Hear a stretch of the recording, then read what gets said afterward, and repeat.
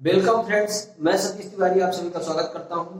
India के किसी भी कॉम्पिटिटिव एग्जाम को फाइट करने के लिए, वो चाहे एसएससी का हो या फिर रेलवे का हो या फिर कोई भी वनडे कॉम्पिटिटिव एग्जाम हो, उसको फाइट करने के लिए मैं आपका मैथ का कॉन्सेप्ट क्लियर करने में मदद कर रहा हूं और जो भी डाउट्स आ रहे हैं वो मैं क्लियर कर रहा हूँ। तो आज की वीडियो होने वाली है बहुत शानदार और आप लोगों के लिए बेहद इंपॉर्टेंट है। जैसा कि आप बोर्ड पे देख रहे हैं कि जो चैप्टर चल रहा है वो मेंसुरेशन का है और मेंसुरेशन में मैं आप लोगों को ट्रायंगल के कॉन्सेप्ट कराने वाला हूं। तो ट्रायंगल कॉन्सेप्ट बिना देरी किए और जुड़ जाइए आप सभी लोग।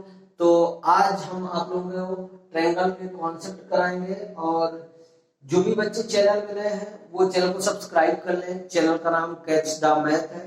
मैथ का पूरा कंटेंट विथ कॉन्सेप्ट और क्वेश्चन के साथ फ्री ऑफ कॉस्ट है। बिना देरी किए आप जुड़ जाइए और ऐसा कंटेंट आपने नहीं पढ़ा होगा। मैं अगेन रिपीट कर रहा हूं कि मेरे कहने का मतलब ऐसा नहीं है कि आपको ऐसे टीचर नहीं मिले होंगे, लेकिन जो कंटेंट मैं दे रहा हूं वो एग्जैक्ट आपके एग्जाम में निकल के आएगा। तो ट्रायंगल ट्रायंगल की मैं अगर आपसे बात करता हूं ट्रायंगल की, तो ट्रायंगल क्या है? ट्रायंगल एक द्विविमीय आकृति है। कौन सी आकृति है? अब आपको ये जानकर हैरानी होगी ना कि ये जो मैं लिख रहा हूं ये दिल्ली पुलिस में पूछा जा चुका है कि जो ट्रायंगल है वो कौन सी आकृति है, कौन सा शेप है। तो वह एक 2D है, 2 डायमेंशनल, मतलब कि द्विविमीय आकृति है। जो त्रिभुज है ना, वो ट्रायंगल का मतलब त्रिभुज है। त्रिभुज क्या है? द्विविमीय आकृति है, 2 डायमेंशनल शेप है। ठीक है, तो मैं आपसे बोल देता हूं द्विविमीय आकृति का मतलब ये होता है कि जो दो विमाओं में हो, एक बीमा ऐसी हो और एक बीमा ऐसी हो, कैसी भी दो बीमाएं। अब मैं अगर आपसे बोल देता हूं कि इसको मैं यहां से मिला देता हूं इसको, तो ये एक त्रिभुज का निर्माण हो जाता है, जिसको मैं नाम दे सकता हूं एबीसी। मैं इसको नाम दे देता हूं एबीसी। ये मेरा एक त्रिभुज है और मैं आपसे बोल देता हूं कि इसमें कितनी भुजाएं हैं। तो n बराबर कितनी है? 3। यानी n क्या है? n क्या है? हमारी भुजा है और भुजा हमारे पास कितनी है? 3। मतलब 3 रेखाखंडों से मिली आकृति, जो आकृति है 3 रेखाखंडों से मिलकर बनी आकृति को हम त्रिभुज कहते हैं। मैं ऐसे ही साधारण सी भाषा में आपको कह सकता हूं कि जो 3 रेखाखंडों से मिलकर बनी आकृति को हम त्रिभुज कह सकते हैं। ठीक है, अब मैं अगर आपसे बोलता हूं कि ये अगर मैं शीर्ष है, शीर्ष इसका ए है, तो ये कोण ए होगा। अगर शीर्ष इसका ये है तो ये कोण ए होगा। अगर शीर्ष इसका ये है तो ये कोण बी होगा। अगर शीर्ष इसका ये है तो ये कोण सी होगा। क्लियर है? अब मैं बोल देता हूं कि त्रिभुज के कोई भी आकृति, बहुभुज में, पॉलीगन में बहुभुज हो, तो बहुभुज में कोई भी आकृति में उसके आंतरिक कोणों का योग, मैं अगर आपसे बात करूं कि किसी भी बहुभुज में आंतरिक कोणों का योग, अब ये भी एक बहुभुज है, ये भी एक बहुभुज है, 2 से ज्यादा भुजाएं हैं। अगर त्रिभुज है आपका तो उसमें आंतरिक कोणों का योग कितना होगा? पॉलीगन का मतलब होता है बहुभुज। बहुभुज में त्रिभुज से लेके यानी 2 भुजाओं से ऊपर जितने भी आपके शेप्स आते हैं, चाहे वो त्रिभुज हो, चाहे षटभुज हो, चाहे अष्टभुज हो, चाहे चतुर्भुज हो, जो भी चीजें आ रही हैं उसके आंतरिक कोणों का योग कितना मैंने बताया था? 2n - 4 × 90 degree. ये मैंने आपको सिखाया था।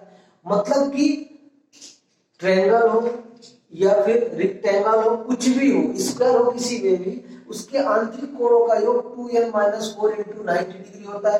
और n क्या है? n यही तो भुजा है जो मैं आपको सिखा रहा हूं कि n बराबर अगर 3 यहां पुट करोगे, इसके बराबर आप 180 भी कर सकते हो। मैं ये भी बोल सकता हूं कि त्रिभुज के तीनों आंतरिक कोणों का योग 180 डिग्री होता है। ये भी तो चीज मैंने सिखाया है और वो इसके ही बराबर है। आप ऐसा कर सकते हो, आप इस n को इसमें पुट करोगे 3 की जगह में तो 180 डिग्री हो जाएगा। क्लियर? अब अगर मैं यहां से आपको एक विषमबाहु त्रिभुज बना देता हूं, मान लो ये त्रिभुज है जिसको मेरे हिसाब से तीनों भुजाएं इसकी बराबर नहीं है। ये ए बी सी है, ए के सामने ए, बी के सामने बी और सी के सामने आप सी रख दीजिए। ठीक है, तो ये एक त्रिभुज जो मान लेता हूं ये विषमबाहु त्रिभुज है, विषमबाहु त्रिभुज है। यह अगर एक विषमबाहु त्रिभुज है तो मैं इसमें कह सकता हूं कि ए बराबर नहीं बी बराबर नहीं C, A does not equal B, B does not equal C, मतलब ए बी सी तीनों भुजाएं आपस में बराबर नहीं होगी। ये सिंपल सी बात है, लेकिन आपको बताना जरूरी है कि अगर ये ए बी सी एक त्रिभुज विषमबाहु त्रिभुज है, इसमें तीनों भुजाएं बराबर नहीं होगी।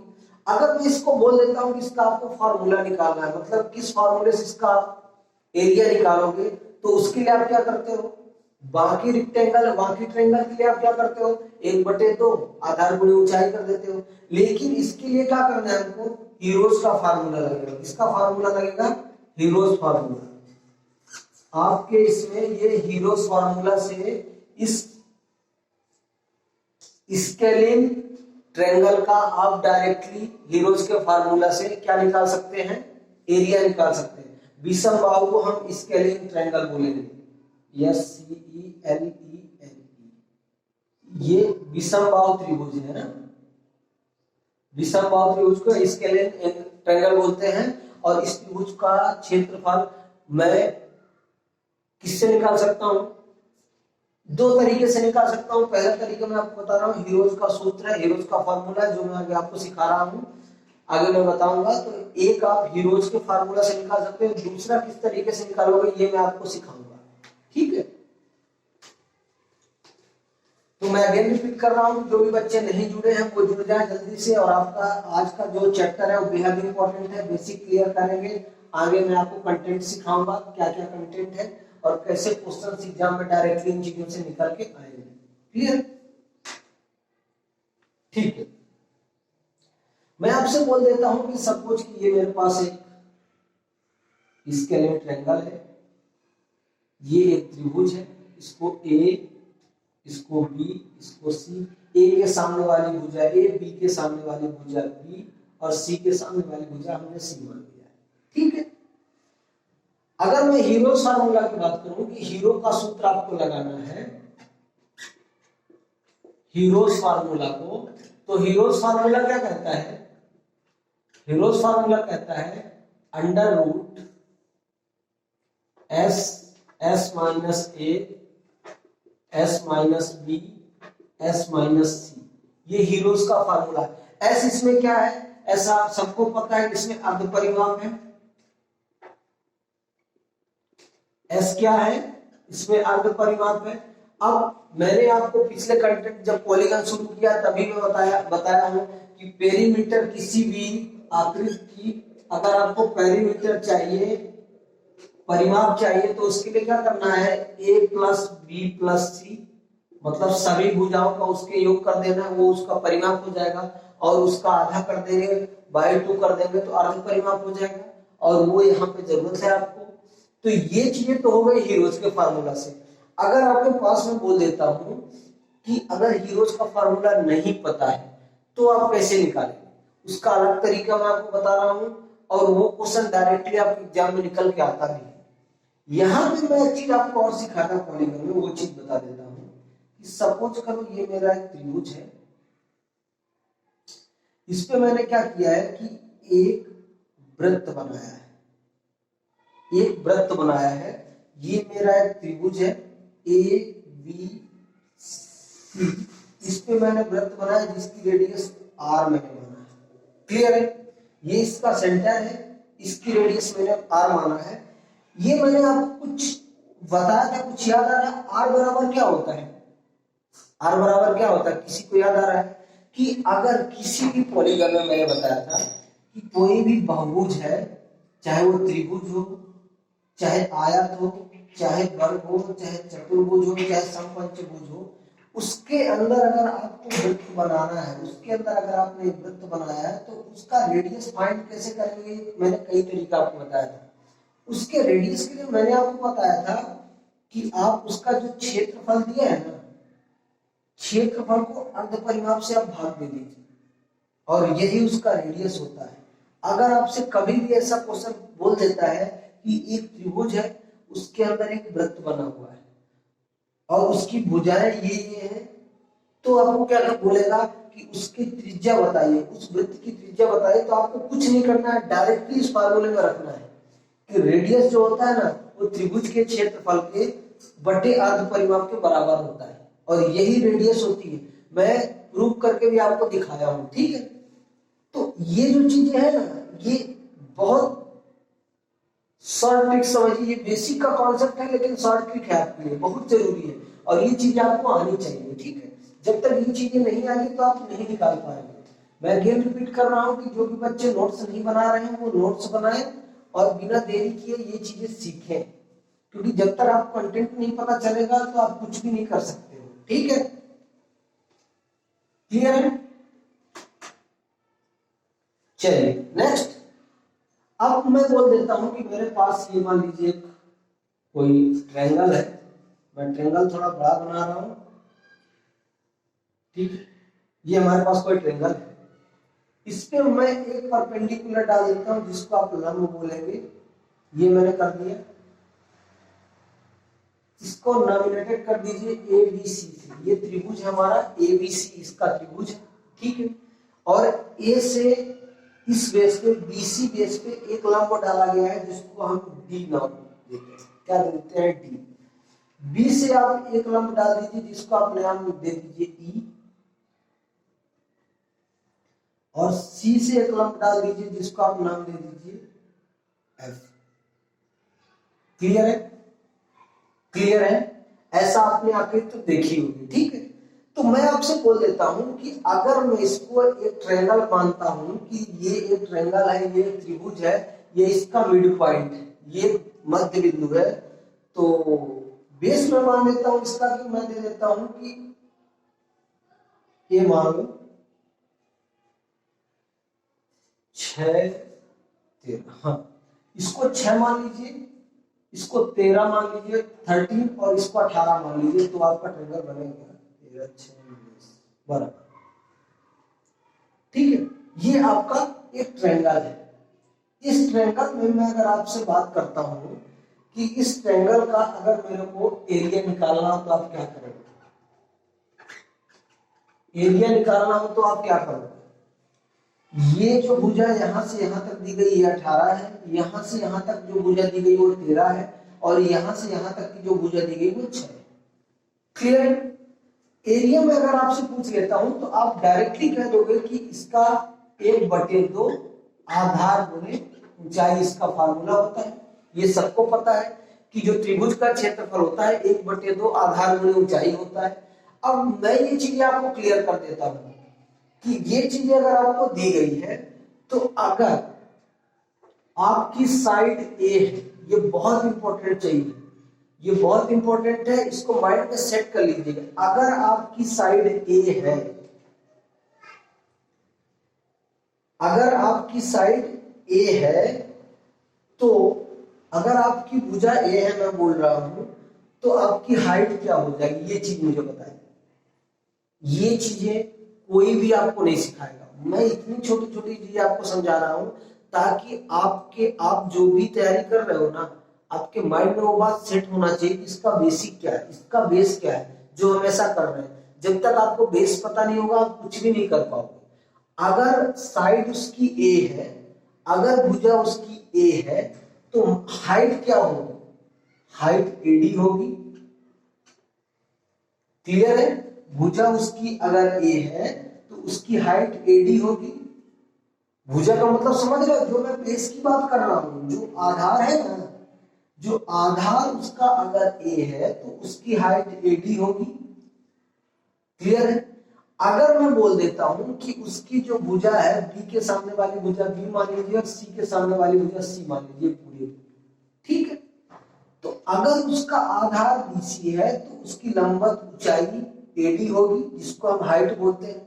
अगर मैं बोल देता हूं कि उसकी जो साइड है वो B है, अगर उसकी साइड B है तो यानी कि AC उसका आधार है, तो हाइट क्या होगी? हाइट AE होगी, सॉरी BE होगी, मैं ऐसा कह सकता हूं। कि अगर उसका बेस ये है AC है तो उसकी जो हाइट है वो BE होगी, वही मैं बता रहा हूं आपको।